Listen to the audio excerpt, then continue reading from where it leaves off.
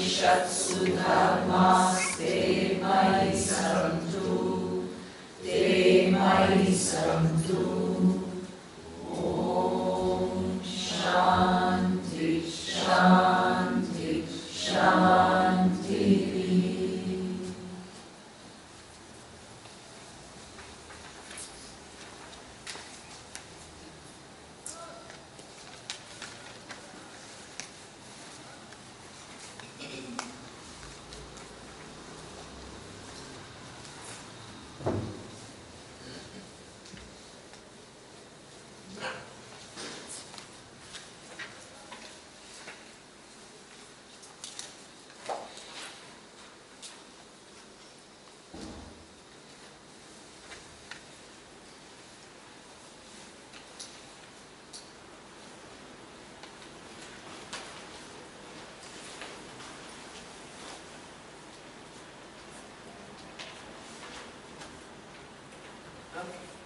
So here, natatra chakshur gacchati, nasvak gacchati.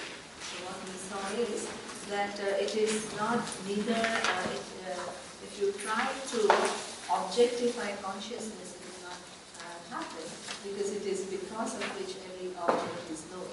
Okay? Navak gacchati. So that means it is not the direct meaning of any word. It has to, but you still need to use the words in order to convey the nature of Atma. So there is a methodology which takes you from the direct meaning to the implied meaning. Na manaha gacchati. So now, Video had asked the question that where, right now, where is the ignorance manifest in the mind, right? And where is the knowledge, where the knowledge has to take place is also in mind, because Atma is already free. It is not bound, which needs to be made.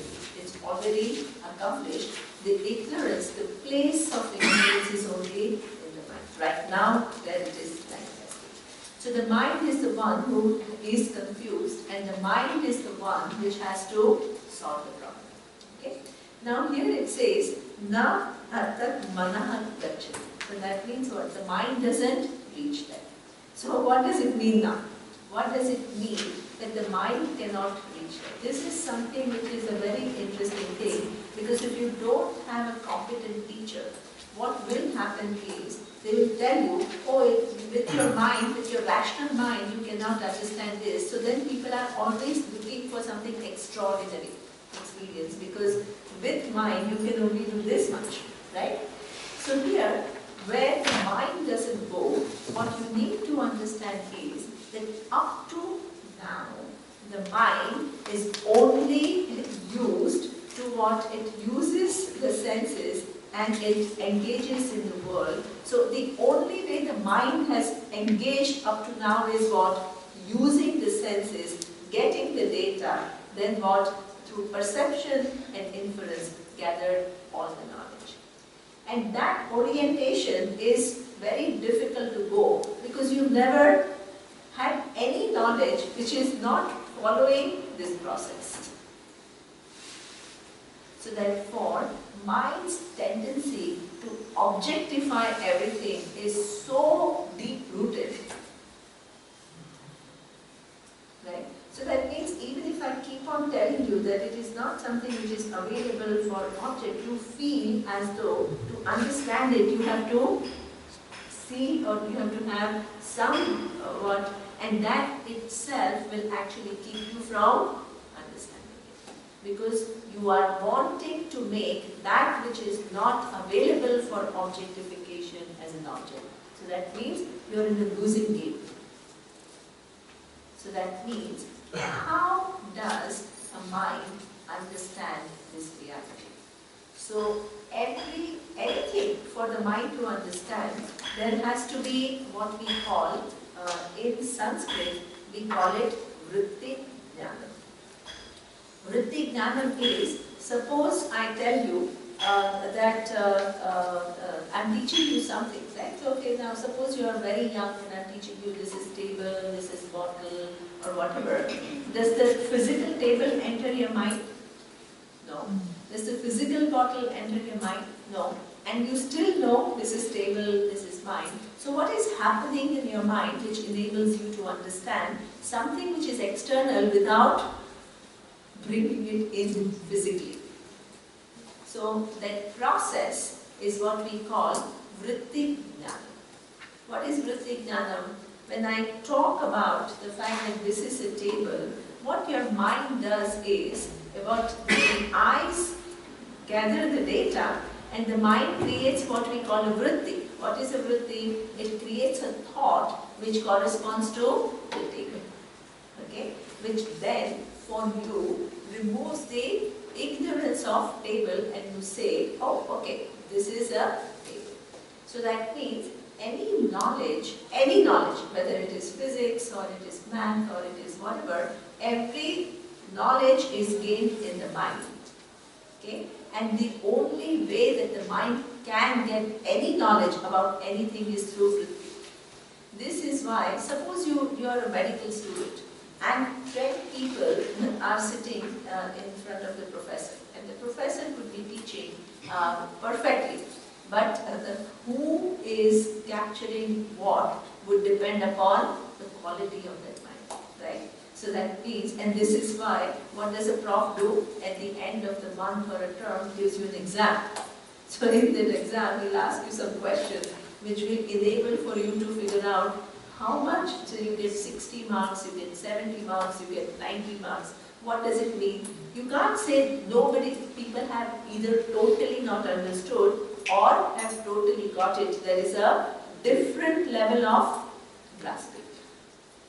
Different level of grasping. What accounts for that different level of grasping is that when any subject matter is taught, you create what we call mental images, which is vritti jnana, thoughts. Either those thoughts that you create as a result of listening, either they can be accurate, they can capture what is being said accurately, or it can be imperfect. Different degrees of distortions. So that means what is being said and the intended meaning and the way you have received it, if it is exactly in keeping, then it is called what? Knowledge. So that means the process of transferring that knowledge is complete, because whatever is the intention is exactly what your mind has captured. But suppose your mind has captured partially, you can't say you haven't totally understood, but the process of knowing is not yet complete. So that means the extent to which you know anything would depend upon what the vritti jnanam, the thoughts that are created in your mind as a result of this teaching have to correspond to what the intention of Upanishad is. Okay? So this is how any knowledge takes place, vritti jnanam. In any vritti jnanam, where there is a thought, there are two sub-operations going on. What are the two sub-operations? One is what we call vritti vyakti and the other one is phala vyakti. Vritti vyakti is, let me write.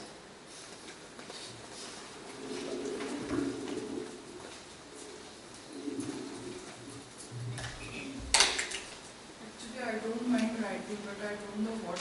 Yeah, what to write. Otherwise, Okay. I would stand here and write. Any knowledge, when it comes, when it comes to you, it only comes through vritti. Vritti is thoughts. And this vritti, the thought, itself has two operations. What are the operations? One is vritti vyakti, and the other one is phala vyakti. Two things.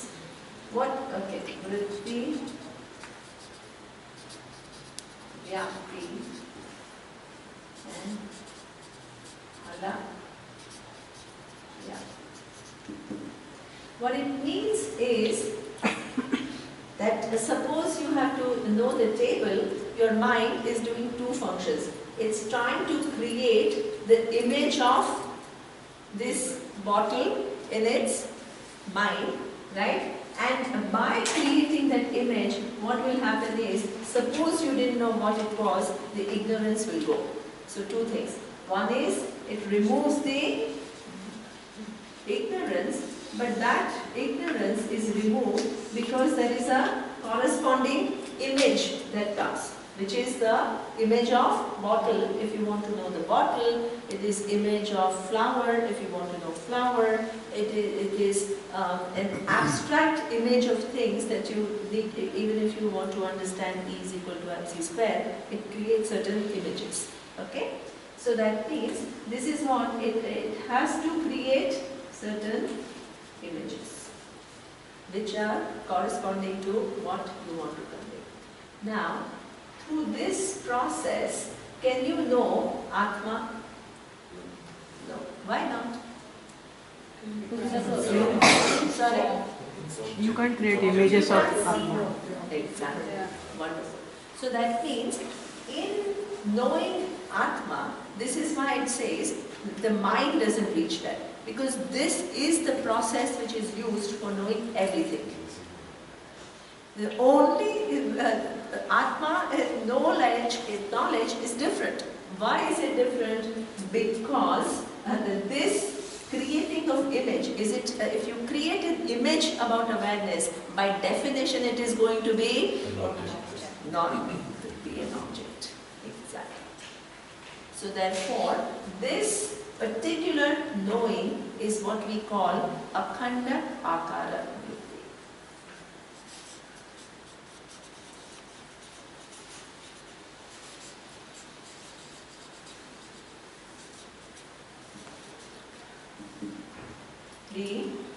It is a special type of vritti which is different from anything else that you have used so far. Okay? What is the difference? So it is a vritti because only knowledge means it has to be understood by you, and the only way you can understand the knowledge is through the mind, and the mind has to create the understanding. Okay? So in that, what happens is, there is one function which is happening, vritti vyapti, which removes the ignorance of Atma. But the second operation, which is the image creation, doesn't exist there. Why? Because Atma doesn't have a specific form, it doesn't have any specific attribute. Okay? So this particular vritti, which is akhandakara vritti, is a special vritti because it will do its job in removing ignorance of the nature of Atma, but without creating a corresponding image. The more and more you try to create an image, the more and more you will be imagining what Atma is and not knowing what the reality of Atma is. Okay? So all the doctors and all, they are all like understanding, so that is good. I'm happy to see their faces.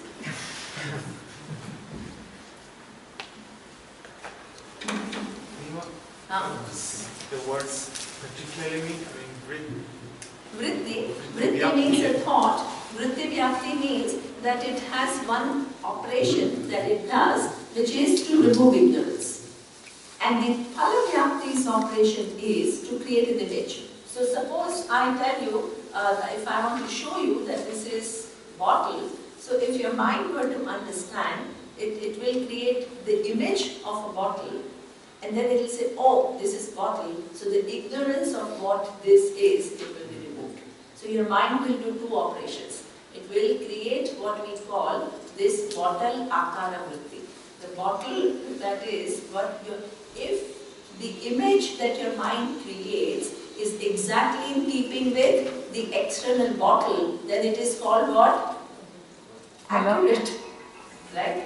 And that will remove your ignorance of the bottle. Okay? But in the case of Atma, can you see Atma like a bottle? Any image that your mind creates is going to be a limited image. It cannot have the limitlessness cannot be captured by one image. Please understand that.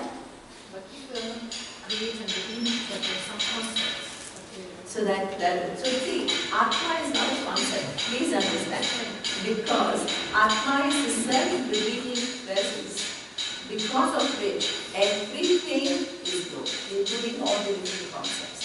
So that's why what happens is the whole Vedanta Shastra is going on pointing you to this self-revealing awareness. And your mind is trying to understand. But in understanding, it will create what? Its own imageries. You see what I mean? So, in those imageries, if they are not exactly in, so we always try to create some image in our mind because that's how we have gained every other knowledge. In this operation, what you need to do is understand the self-revealing presence as a result of this teaching. Your mind has to understand what does it mean by the self-revealing presence, which itself has no form. So your mind has to understand that. So that means at one point, the ignorance of Atma goes without the corresponding image. Because it's not an object. So if you create an object, what will happen? You will limit Atma. Then you will say, oh, I understand it. But that understanding is not correct. Yes? I'm just trying to rephrase so that I... Sure. So, as I understand what you're saying is that the way we've understood anything is through the Vritti Vyapti and Kal Vyapti. Excellent. Right? Yes. However, and it's quite obvious now that that's not how we understand awareness. And the process, so Vedanta will help the mind develop to be able to reach a space of akhandakara. Excellent. Excellent. So that means, wonderful. So that means right now, suppose I'm talking about all the values, your mind is creating some images, right? It is not possible not to create images, right? If I'm talking about the order, it will create images, and it is meant to create images, right? But all these images that you create, if they are accurate, they will lead you to a point which is what? Understanding Atma, which itself is not any given image. Do you understand?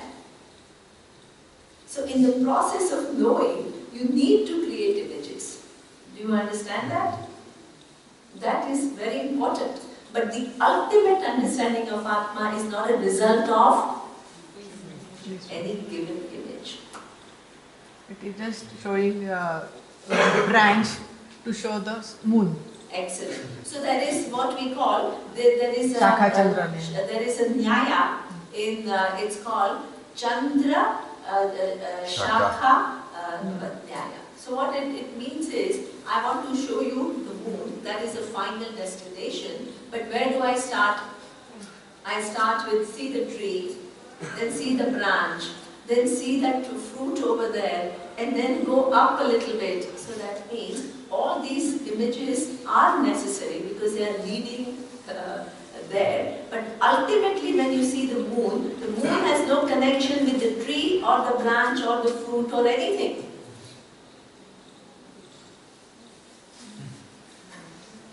Do you see that?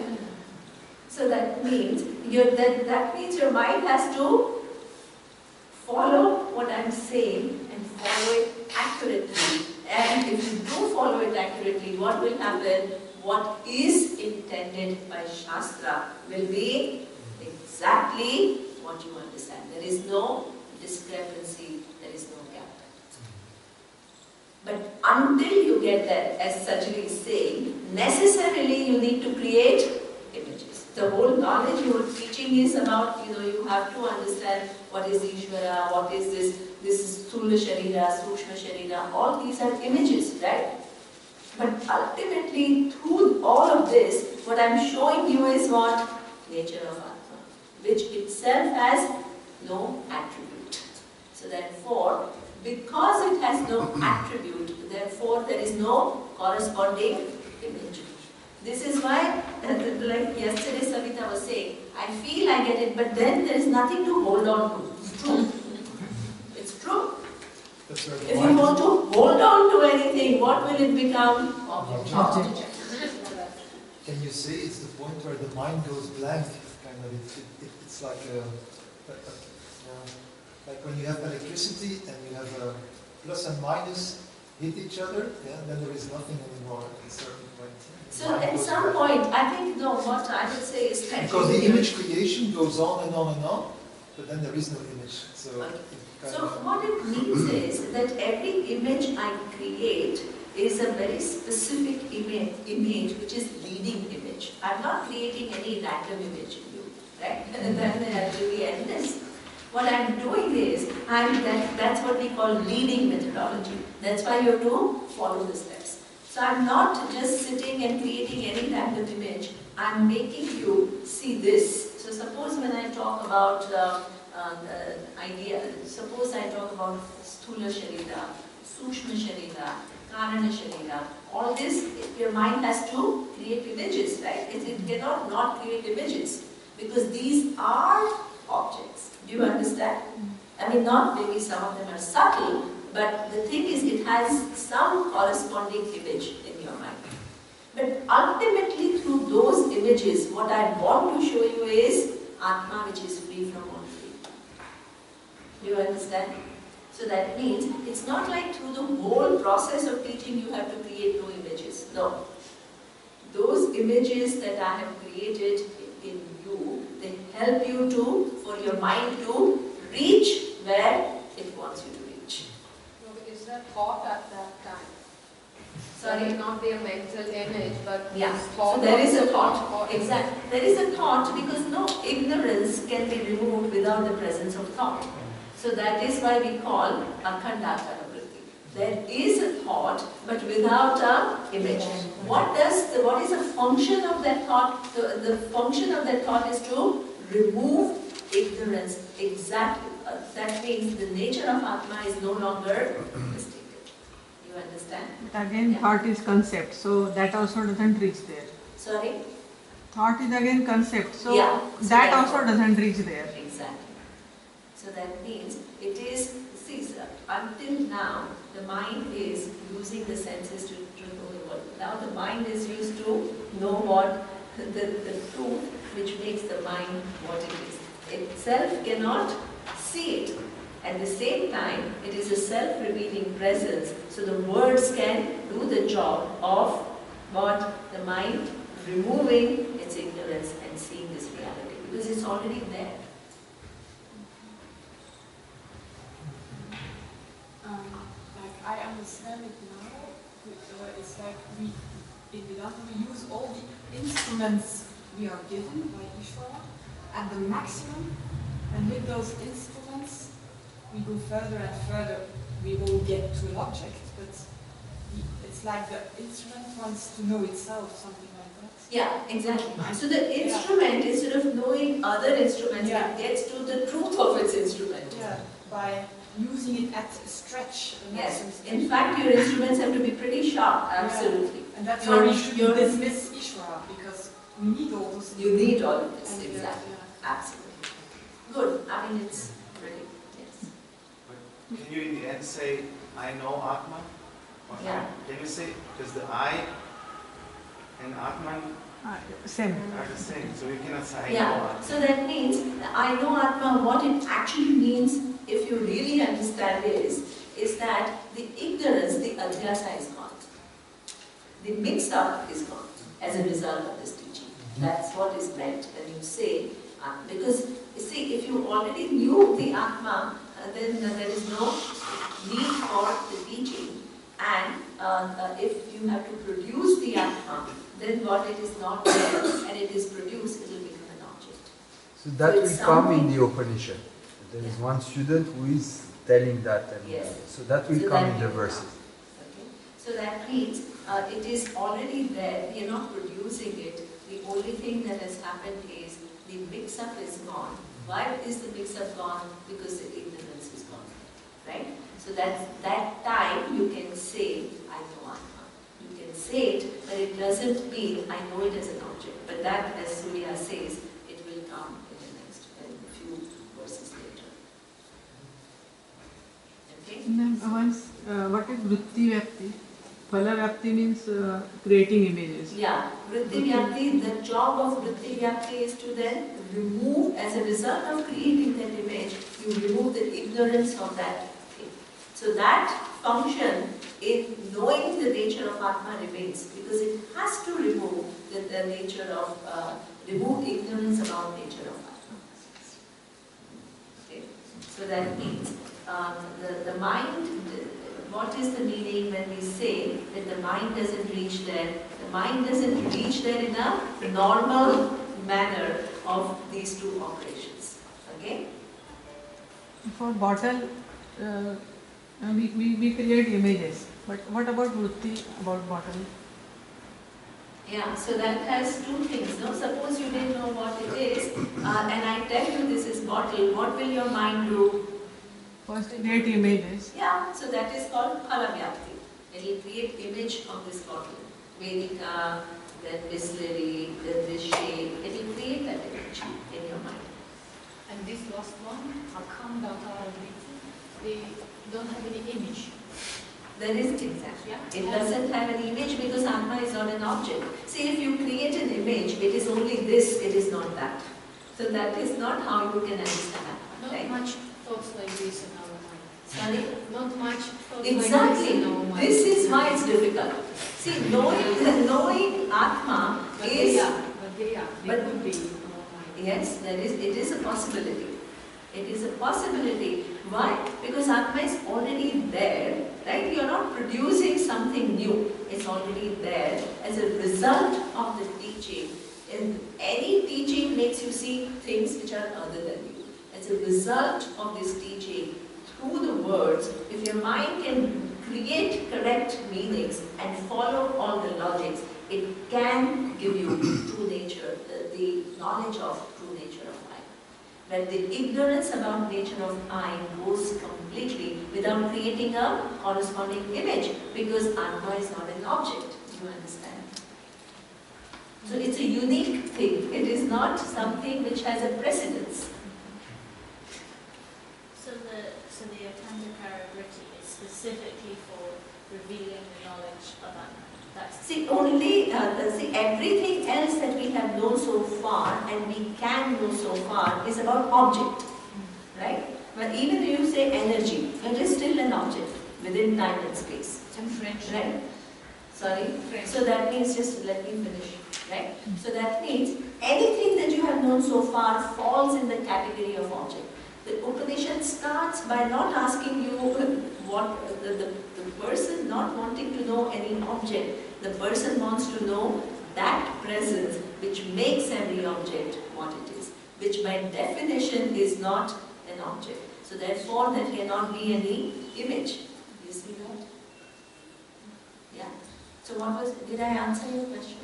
So I wanted to know so this Atandakara Vritti is it specifically Yeah, just absolutely. for the purpose of It can only be only for that. Because everything else, there is no other. There is no other. Everything No. else is not. Everything else is not. So this is a gift from Ishvara to make us.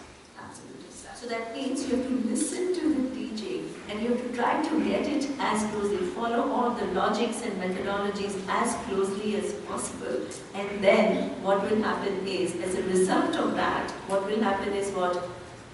That ignorance will go. That requires obviously your effort to listen to the studies, listen to the teaching, write this thing, take out all your garbage which enables you to understand everything accurately. That's your effort.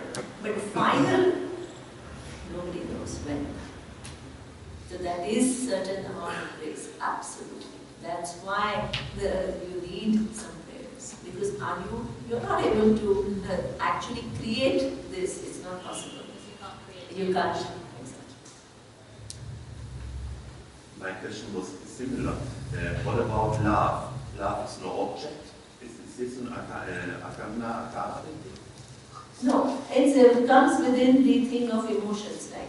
Yes. Yeah. But it's not, no image is possible. you have Yeah. an image. You always have some feelings, image, which are all mental things, which may be little abstract in nature, but they still have. Love is not hate, so that means it is only this and not that. You see what I mean? So it has some specificity. Image means also feeling any kind of sensual, perceptual thing. So it's not just visual image. Yeah, exactly. See, because suppose you call a feeling, which is a feeling, right? Suppose love. So that means there is something that your mind understands as love, which is opposed to hatred. Do you see that? So that means it has a specificity. It doesn't include everything. So please, anything in this universe, it is this, it is not that. You see that? There is only one thing which is free from everything but truth of everything. So this is the difficulty with these words, you are love, you are light. As the meaning of consciousness. Yeah, you can't exactly. You can't put any attribute you put, you get into trouble. Right? Because if it is love, it is not hate. Then it can't be the truth of the entire universe, because there is something called hate that everybody has experienced. You see what I mean? This is why the logic, if it is the truth of everything, itself cannot be any one thing. Because if it is any one thing, it can't be the other thing. So this is why you can't give any attribute. Okay? So that means what? That na tat vak gacchati, na manaha, na vidmaha, na vijanimaha, yatha tat anushishya. But the thing is, how, I mean, this seems something so unique. How will your mind ever get there? How will you ever get there? So what anushishya? There is this whole teaching tradition. So therefore, what happens is that without, this is why it's very important, without pramana, if you're trying to access this reality, you just say, I want to sit and I want to think about realities. You never get there. Right? So therefore, but if you follow the methodology, if you follow the words and the meanings accurately, and then at one point there is what Ishvara. Because you can only do what you can do. Afterwards, it requires that same thing, right? I mean, Einstein only could do what he could do. At one point, what certain things became clear to him. That point is a point, but that could not have happened before if he was not years of physics went into it before that happened. You see what? Now, so that is what it says. Anyat eva tat vidita ataha aviditat adi. Neither it is known as an object, neither Atma can be known as an object, nor you can say it cannot be known. Nor you can say it cannot be known. It cannot be. Why? Because even while you say it cannot be known, your speech is blessed by presence of Atma. Your hearing is blessed by presence of Atma. Without which you would not have been able to speak or hear or do anything. So that means that this is what you can't say. How without objectification I know anything? There is only one thing which can be known without objectifying, and that is I am. And it can be known. And how? Because it is self-revealing. Again, I keep saying, it's not like only when you came to Vedanta you discovered, oh, I am. The I am is something that you have been using all your lifetime. Since you became two, you have been using I am this, I am that, I am this, I am that. Some hundreds of things that you have loaded onto I am. So that means it is available, but because it is available and it is not known, it has become sitting duck to all kinds of projections. So therefore, the teaching does, the only job that the teaching does is, doesn't produce Atma. This is why it's not an experience. If it was an experience, what it means is, it was not there before, it has come now. So that means it was not there and now it has come. Is this, if that is the nature of Atma, it will become highly limited. It is a presence which is which cannot be displaced. Whether it was millennia ago, or it is now, or it is millennia later. What comes and goes are forms, objects. They come and go. Obviously they come and go. But the presence, because of which they come, by which they sustain, unto which it goes, it remains. It is never, there is no time that it is not. Okay? And where is that presence available to you? In your buddhi.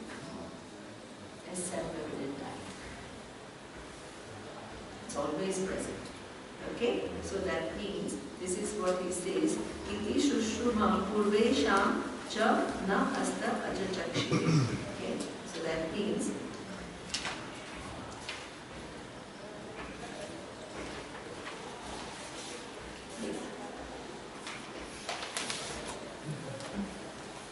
okay, now if you read the translation, I think it makes sense. Eyes have no access there. The organ of speech does not reach there, nor does the mind. We do not recognize it as an object. We do not therefore know how to impart this knowledge in any other way. What is the imparting knowledge in any other way? What does it mean? Through reading methodology and using the direct words and creating the implied meaning. It is indeed different from known and also the unknown. Thus, we have heard from our predecessors who expounded it to us. So that means there is a teaching methodology. Okay? What does it mean different from known, unknown? Yeah, as I told you, it is different from known. It is different from known. Everything you have known so far with your senses is about objects. So it is different from known that you have yet until now understood, right? And if you say, oh, if it is not something which is available for senses, it can never be known. There is only one presence which does not require senses to be known. So suppose I ask you, are you there or not? You don't say, oh, let me use my eyes, let me use my ears. Without using the senses, you know that I am. So that means there is one presence in this universe which is self-revealing presence. Everything else in the world is known through operation of sense organs and the mind. Then I still cannot say I know, because it's different from knowing. Yeah, exactly. That's what I keep saying, that it's a self-revealing presence. But if it is a self-revealing presence, then you should all know it. As I told you, there is knowledge, but it is not yathartha jnana. Yathartha jnana means it's not known as it is, there is adhyasa. It is that the self-revealing presence is mixed up. That is why we call it there is adhyasa. It's not total ignorance. If I didn't know it at all, I know it, but I don't know it as it is. Why don't I know it as it is? Because it is mixed up with what attributes of some objects. Our subject and object is mixed up, like I saw. I told you yesterday, there is two different, your question itself, there is one adhyasa where one object is missed for the other object, like snake and rope. This is a different type of adhyasa. Why? Because Atma, which is self-revealing, is mixed up with the attributes of object, which is the body and mind. So therefore, through the words, what we are doing is removing this adhyasa. When you remove that adhyasa, it's called knowledge. You understand? Because it is different from seeing Atma through Adhyasa. The perception will not change even if Yeah, even if you remove the ignorance, the perception will not change. Like in the case of the flat earth, even if you understand that the earth is globe, the perception will not change. But you do understand, you see. Knowledge happens in the mind. So I cannot say in the end, I as a mind know. Yeah, because the ignorance is in the mind. See, Atma doesn't need free. And ignorance, where is the mix-up? The mix-up is actually anadi. But at present, where is it manifesting? In the mind. Right? So the mind is, any mind has ignorance. The knowledge can take place which removes the ignorance. For removing the ignorance which happens in the mind, you need an appropriate means of knowledge. Please understand all of this I have said long ago. If you don't put it all together, your mind will keep getting confused. So suppose you want to see the form, you need to use eyes. Suppose you want to hear the sounds, you need an appropriate means of knowledge. Ears. Suppose you want to know Atma, what is the means of knowledge? Vedanta. That's all. That means any ignorance which exists in mind can be removed through the opposite, which is knowledge. But in order for the knowledge to take place, you need to use appropriate means of knowledge. If you want to hear sounds, you can't use your eyes. It's not possible. So that means appropriate means of knowledge is very important. That's why the words of Vedanta are not just some random words. They are meant to make you see the true nature of Atma. It uses sophisticated methodology to enable you to distinguish between what is I and what is an object. You see? And if you have done it successfully and you have understood the self-revealing presence is known clearly without creating that any image, at that point you can say there is no confusion. Ignorance is totally removed. Okay? So whatever I say in the first class and today, it's all connected. So your mind has to bring it all together. So it's rather a task of removing ignorance, not of understanding through the community. I mean both, right? Yeah. So that means as you understand more and more, the ignorance goes, right? Yeah, but it's kind of like there's a difficulty with using the English word knowledge because we use it to mean both intellectual knowledge and instinctive knowledge. So we're accessing those two things in different ways. The instinctive knowledge is bringing us closer to I am. See, the thing is, understanding you through the mind is coming to the point through the mind. see, what we say is that all these different operations of mind, whether it is perception, or it is inference, or it is intuition, all of them are functions of the mind. They all operate only within objects. You still can't get there. So that means Vedanta, the word's job is to kind of make you see, hey, there is this presence which is never connected to anything, but what you're doing is you're going on connecting it to things. So you use the words of Vedanta which are making you see the true nature of life. And your mind has to see it and create correct understanding. You see that? Because even your intuition still operates because it's based on certain data that you have, which are there, which gives you access to certain knowledge, that it otherwise may not be available. It still is within.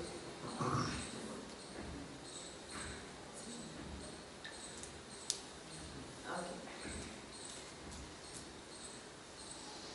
Neema, just a follow-up question. Yeah, what is the So I think we said it's something unique, the methodology for figuring out the nature of I, of the Atma. It seems to me that it's the same methodology used for figuring this out as for figuring anything abstract else out, whether it's the concept of infinity or is the concept of zero, or to talk about the point, right? I mean, I understand that we one of multiple steps beyond in terms of integrating everything into that one reality, but the methodology seems to be the same. And in mind, it seems like it is the mind in the end that has to figure it out. So we cannot say the mind is now not relevant. It is the mind that is taking the abstract methodology versus taking the pictures or the images to react or interact with the outside world. No, see, if you understood me correctly, I'm not saying that the mind is totally irrelevant. Did I say that? No, not at all. I didn't say the mind is irrelevant. I said the operation is slightly different because everything else, even if you understand energy or anything like that or the world, it is all what object. It falls in category of object. There is only one thing which doesn't fall in the category of object, and that is what I am. Can I just say something else? Yeah. I don't want to answer the question, but the minute I say zero, then other than having an image, there is a not zero, which I become aware of. When I say infinity, then a not infinity is something. So then that again falls within maybe an abstract object, but still an object. So that part I think I already agreed with. Okay. It seems like the methodology is the same to get to that so-called endpoint. Vivek, if it was the same methodology, it would be available. See, because every other methodology relies on perception and perception-based inference. And perception-based inference can, we've seen it in the first class, can only give you knowledge of objects. Even if it is abstract objects like E is equal to mc squared, they are still, please understand, they are all objects. Energy is an object within time and space. And energy is mass. Mass is also within the world of within the universe. I'll take it offline. Yeah.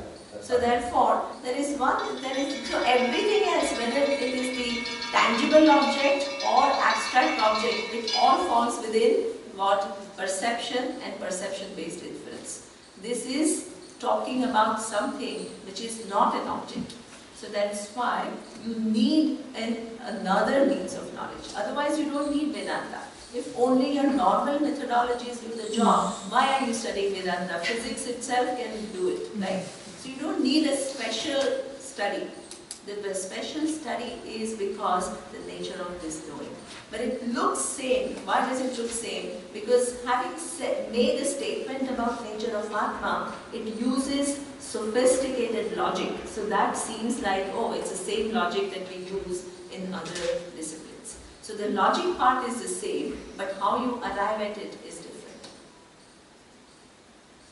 It takes you from a very concrete, tangible and physical things, objects, through this methodology to things which are more and more subtle. What you call abstract, we can replace abstract by subtle, where you have no corresponding tangible physical form. But still, it is something that you can think about, that you can make some inferences about, that you can juxtapose and say, oh, this is the opposite thing and so on, right? So it gradually takes you there, but then at some point, it doesn't stay there because this is still object. Then it takes you from there, it makes you a quantum jump to this I, which is not an object. So you're right. It seems as though, but then at some point, right? It's completely different. See, you can't understand Atma as something abstract. It's because of which anything which is very tangible as well as something which is abstract is understood. It's a presence which itself allows everything for the mind to do its job. So one mythology common factor that I see is that you are practically negating everything, whatever you can think of. Yeah. Yeah, because anything that you have actually seen so far is only falling within an object. Exactly. So the teaching is kind of taking you to this reality by showing that it's neither here nor there.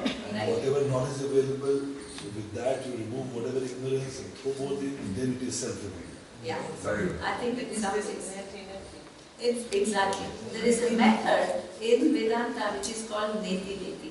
Na iti, na iti. So you have, because the minute I give up this image, I'll create some other image. Then I'll give up, I'll take that, then it will become more and more abstract. But if it was abstract images, we are not talking about abstract images. We are talking about the presence which allows the most gross image as well as the most abstract image. Both, in which both are included. Itself is free from both. One simile is given for that. Consider stem of banana. If somebody has seen that on stem of banana there are many layers and layers. So go on removing one layer, means ignorance, another layer ignorance, another layer, and at end you find that in center there is nothing. It's just a space. So Atma, what we are saying, that you go on removing ignorance, and at end you will find that there is something like Atma like this. Yeah, it is Atma which has no attributes. It is something which is free from everything, but everything else exists in Possibly that inner stem, the last thing, if it is not there, the whole Stem of stem. may not exist. Okay, let's not, because otherwise what will happen is like everybody will, it will become too difficult. Yes. I think let's, because imageries within imageries within imageries, then it becomes a little difficult. But you have something to say? Yeah, what I was trying to tell is, where she is trying adhyasa, she is told adhyasa, that is at mental level, which we can translate as misconception. And this misconception she is trying to remove. For that process to remove the misconception, the methodology, what you are saying is similar because it is at the level of intellect. So the methodology which is used to remove that misconception remains scientific. That's absolutely. Yeah, but later on, when we reach that state, that science will not work.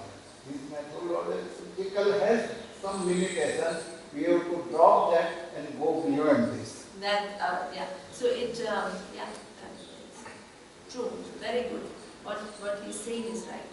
What he's saying is, do you understand what he's saying? Yeah. So that means there are a lot of misconceptions. In order to remove that, you use logic. But Atma is what? Not exactly. Atma is the knowledge of Atma, which is self-revealing. It's not an abstract thing. Please understand that. Abstract means it's something away, it's something in. We are talking about a presence which is always there for you and you keep missing it. It's the most immediate thing that you have. It can't be labeled as abstract. The most immediate, which is sitting up to getting mixed up, so that misconceptions you remove through logic and to make you, to take your mind to this self-revealing presence which is always there. That cannot be done through the logical way. That you need Pramana. You need Vedanta. That's a good observation. Look, I'm happy for you to move on, but I think if we're having this discussion, I do have follow-on questions. You let us know. I'm happy to do this thing over lunch. Yeah. Or whenever you let us know. Yeah, exactly. Okay. Is it right then that you can, if you have questions about it, it's only within the intellect, so you cannot ask, I cannot ask you what is consciousness. It's impossible to ask a question about consciousness, no? About awareness. Because if I ask you what is it, that supposes that there is something else, that there is two. All questions in Vedanta are within the intellect then. Absolutely. That's It will be hints. Yep. Okay. So that means your intellect is the one which is asking what makes my eyes see, which is not an object. The question starts with that, right? Okay.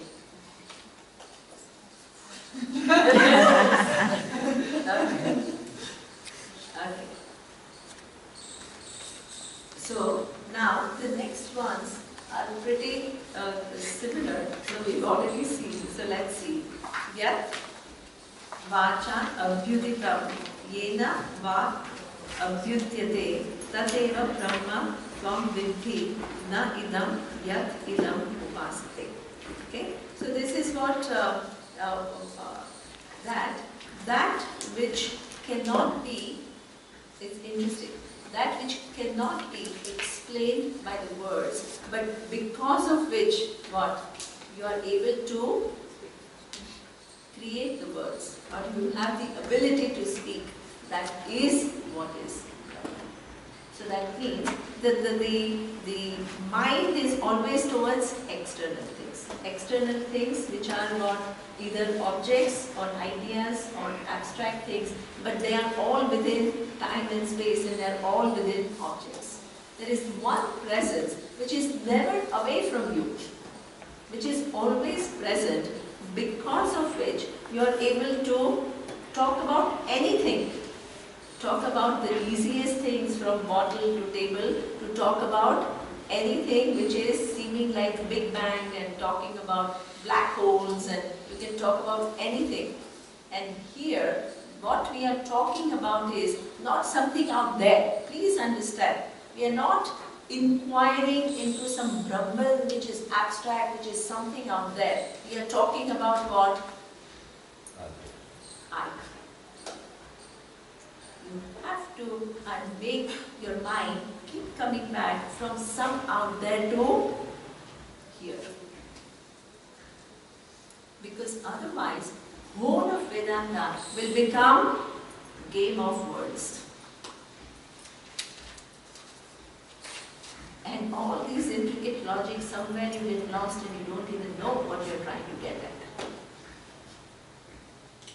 This is why the starting point of Vedanta is what? I have limitation. Remind yourself, why are you sitting in this class? Not to abstractly philosophize about things. It is for what? The whole moksha pursuit is what? What is moksha pursuit? It's an inquiry about the nature of I, which is the most immediate to you. So that means, why? Because the way you are living your life, that you have to accept. Because if you don't accept that, there is no starting point. That no matter what I have done, right, in the sphere of artha, kama and dharma, it is not giving me what? The satisfaction or the fulfillment that I am searching for.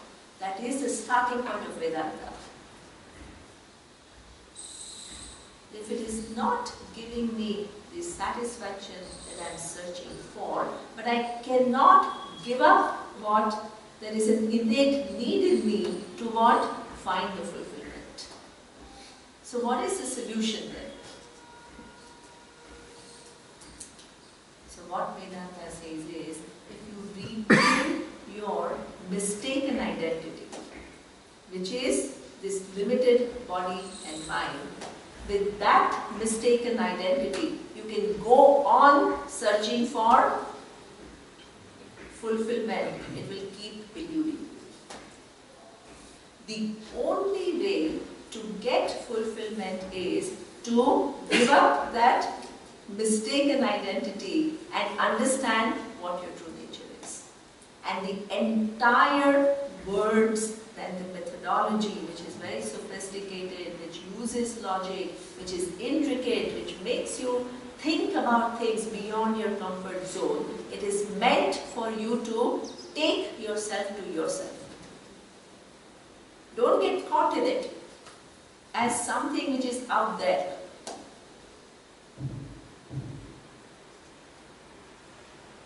It is meant to make you see that how you are free. That all these attributes that you have given of limitations, they are not grounded on reality.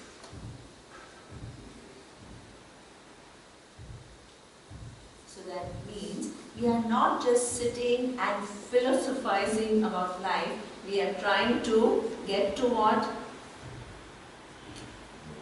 try to solve the most fundamental human problem. Search for certain amount of food. And that will only come when you remove this adhyasa. Because something which is limitlessly big, you have taken it to be small. That is a wrong starting point. So that means the teaching is to take you away from that wrong starting point and to see yourself in a new light. The inquiry about nature of Atma has to produce immediate knowledge. It cannot produce like idea-based knowledge. It's not idea-based knowledge.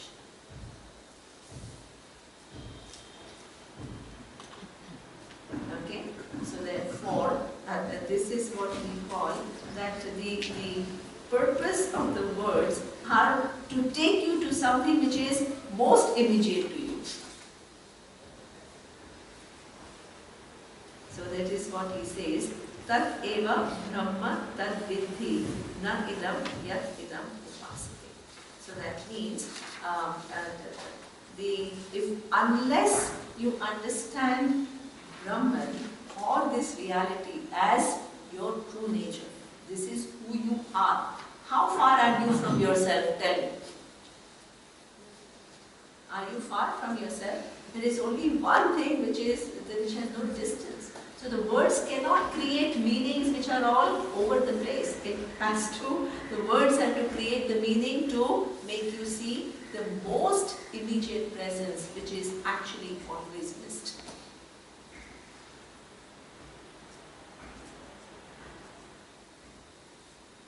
So this is how the words have to be used.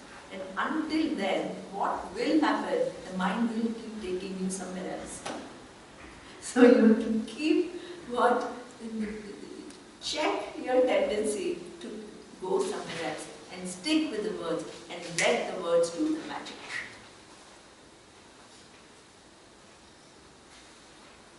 So this is what it says. Okay, next. Yat chakshusha na pashyati yena chakshushi pashyati tadeva brahma tvam vidhi na idam yat idam upasate. Okay? So this is again the same thing. This knowledge is not about seeing something with the eyes, it is about, it keeps reminding you, it is because of which the eyes see. So therefore, any image that you are going to create about Atma is going to be inaccurate. Why is it going to be inaccurate? Because your eyes can only create an image of a form. And here it is knowing the truth of that eyes, because of which eyes can engage in different forms. Is it clear? Okay. So I don't want to spend, because all this we have seen. The next one is also the same thing. So see, people were worried that I was going so slow. All of a sudden, everything is explained. So now everything is just repetition. It's going like this, right? Now, so I can finish the whole first section. Then we can get into Ishvara. Okay? Yat shotrena na shunoti yena shotram idam shrutam tat eva brahma tvam vidhi na idam yat idam upasate. Okay? So what it means is that which is not that is not something that the ears can capture through sound, but because of which the ears can hear different sounds. How far is that reality? Tell me. Shotrasya shotram. Where is it? Tell me. It can be away from you. No. It can be an idea. No. It is shotrasya shotram means, hey, make this whole, it is intricate logic, but it is not meant to take you on a whirlpool of thought. It is meant to bring you to that presence which is the closest for you that you keep missing. Use it wisely. So that means, ear means it's out there? No. No. It is the most immediate your ears are now hearing. Because of which your eyes are now seeing. Because of which your mind is now going through these millions of thoughts, from the simplest thoughts to abstract thoughts.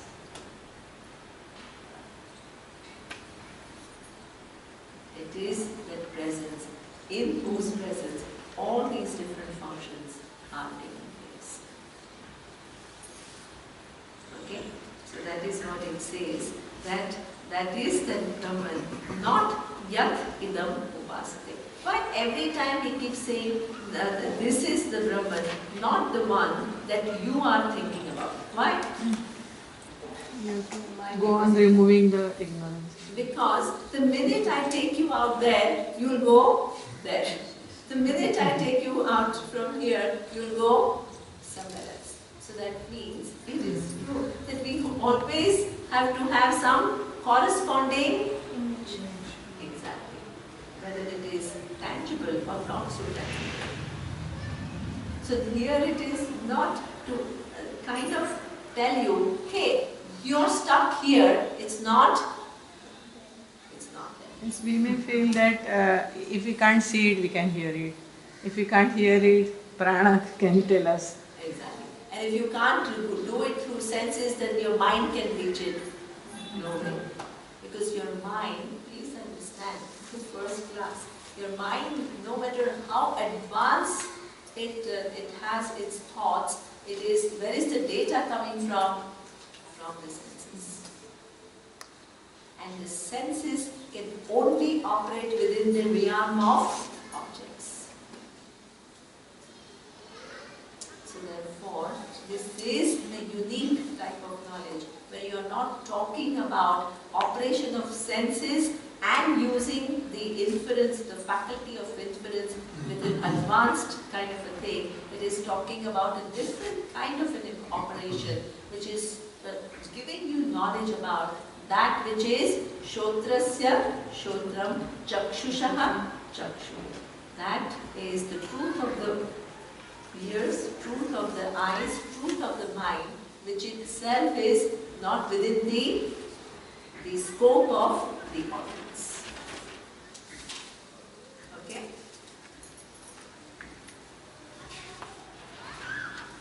Now, the final. Yat pranena na praniti yena pranaha praniyate tat eva brahma tvam vidhi na idam yat idam upasate. Okay? Now, the awareness of consciousness can easily be mixed up with what we call sentiency. Sentiency, what it means is what makes us alive. So what you may think is awareness is only where there is life. Because consciousness, awareness, what is the connotation it has? That where there is life. So therefore, what makes life possible is what? Prana. Prana makes life possible. So therefore, if you confuse awareness with prana, again you are making mistake. So what is prana? Where does, in the, some of you have studied Vedanta, the function of prana, which makes you alive, where is that? It is part of what? Body. Subtle body. It is Sukshma Sharira. Sukshma Sharira is not awareness, please understand, right? So this is where so many, so what is Sukshma Sharira? In addition to the physical body that we have, there is what we call subtle body. How do you know that there is a subtle body? Right? So it's not something, the very fact that it is subtle, what it means is you don't see it, but you know that it exists. How? There is one thing which is about your physical eye that I can see. But by looking at your physical eye, I don't know how much your eyes can see. So that function of yours which is how much your eyes see, is subtle for me because it's not available for my perception. So that means the subtle body includes so many different things. First, it includes what? Your ability to operate all your organs of action. What are the organs of action?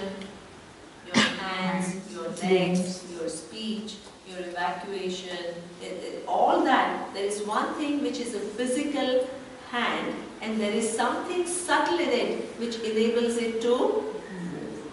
Suppose I go and I see somebody who's looking perfect, right, and lying down. That person may be paralytic, but I would never know. Why would I not know? Because by looking at the physical hand, you have no idea whether the physical had the capacity to move or not. That is what we call subtle. So there is a subtle body. What is its job? To make the 5 organs of action to do its job. 5 senses to report the data from external world. Right? So that means the eyes engage in the sphere of forms, the ears engage in the sphere of sounds. So that means in whose presence the subtle body is there, the organs of action are working, the sense organs are working, panch prana are working. What is the pancha prana? Respiratory function, digestive function, circulatory function, the evacuation, all of them are functioning in whose presence.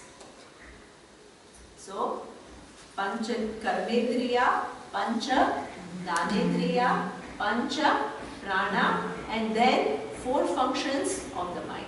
Without that sentiency, the mind cannot think. So that means, what did we see? 4 functions is what, everything I don't want to see again, but the different emotions, cognitive capacity, memory, eye sense, all of that is possible within prana.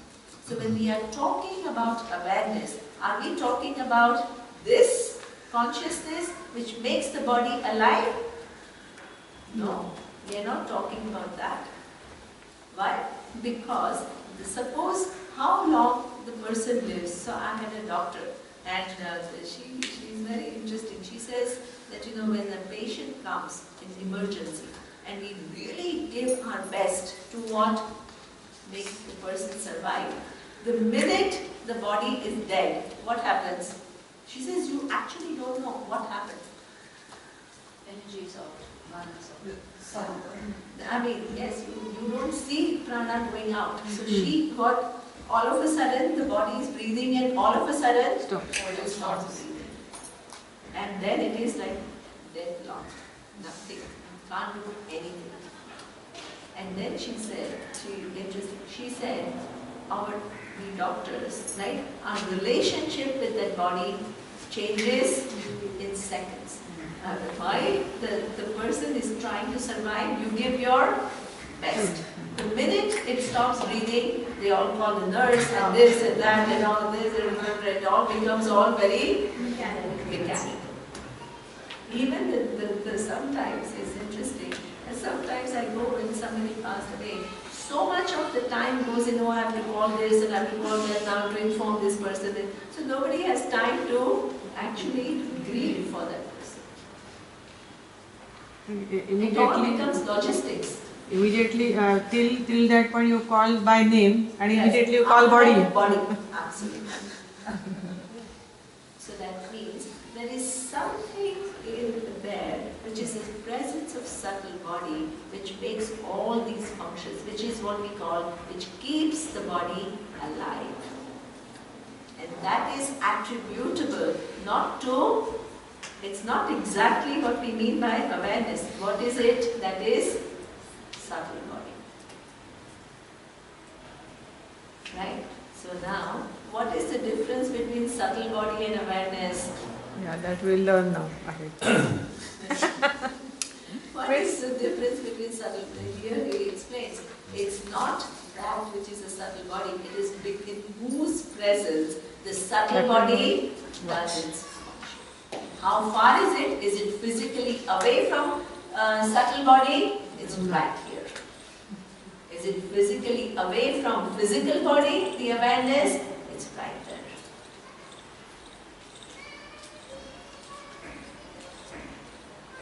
So therefore, but if you think when Vedanta is talking about consciousness, it's talking about sentiency. This is then what will happen. So many objects in this universe, they are not sentient. So that means there is no awareness there. If there is no awareness there, awareness will become.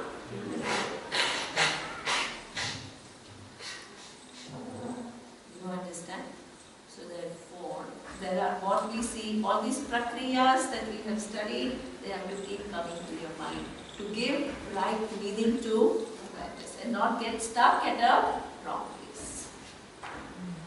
So when we talk about awareness, we are not talking about sentiency. Because if it was about sentiency, then how much of the universe is not sentient? How much of the universe is not sentient? The planets, the sun, the water, so many things are not sentient. If it excludes all of that, can you call it limitless? No. So therefore, it's not the prana function. It is because of which prana is prana and does all these different functions. That reality is talking about. And where is it? Out there? It is right here. The immediacy of this knowledge has to be brought here. If it is chakshu-shash chakshu, it cannot be that. It is right here. If it is pranasya prana, it cannot be out there. It is here and everywhere. So this is what this first section, it is talking about. Now, okay, before I end this, I finish this. Now you tell me, suppose how it's easy to figure out that there is awareness in what the sentient beings. How will you show it to me? I've already shown it to you that there is awareness in sentient things like moon and sun and planets. By its existence, because stuff is existence, and if I'm aware of the object, then that object exists. No, that you are making it very subjective. Only if you are aware, then only it exists. But by its mere existence, whether it's sentient or not. Okay. Or I can also take out the subtle body.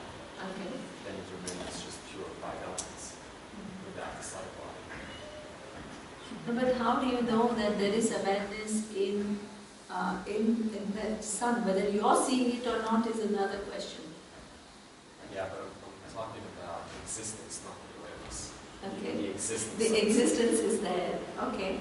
Then how, I'm talking about awareness. How is that existence awareness there, even though it's not alive? Because who is doing the one who the one, suppose you say take moon, then in whose presence moon is moving? Can we break it down to the You just concept? break it all Excellent. down. It's what She's Surya got spoke it. about this morning. You break everything down. Exactly. What Sajani says, she's, yeah, that's right. Like Surya was doing a meditation, form within form, just break it down. Anything comes down to the... Whether it is sentient or it is insentient, right? The fate of this body which seems sentient is what ultimately atoms, particles and concept. The fate of that sun and moon, which seems very different, right, is also atoms, particles and concept. The entire universe is collapsed into concept. The only thing that remains is what? Awareness. And within this universe there are sentient objects and then there are insentient objects. Both of them collapse into concept. Please understand. Good, Sajini. What accounts for sentiency and insentiency is presence and absence of subtle body. Awareness is equally present everywhere. Chara and achara. Chara and achara. Very good. Chara is that which moves and achara is that which doesn't move. So that is not, we are not talking about awareness as something which is there only in sentient being. It is there in insentient being too. Then if it is everywhere, why some things seem sentient and some things seem inert? Because some things have a subtle body, some things have no subtle body. Just like this same live body becomes dead. What accounts for that? The same sentient body becomes insentient. Because of the absence of not awareness, of the absence of prana, which is part of subtle body. Okay? So when we are talking about awareness, please don't restrict it to anything. If you think it's only this much, you're missing it.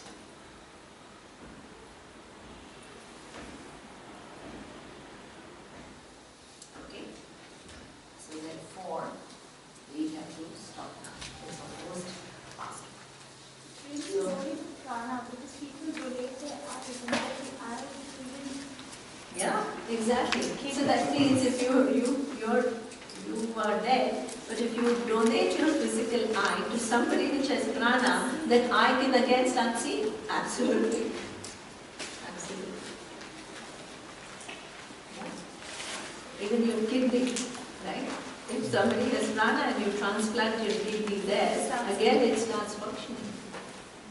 And I asked a question about that because there's something that has been revealed through research at organ donors, which is that especially when people take on other organs, major ones like the heart, for example, they also take on habits and emotional energy from the donor. Oh my God. So they carry some subtle. So yeah, it's the subtle body that's transferred. That's interesting because normally what happens is that the subtle body is gone and the physical body is dead. Yeah. So how does that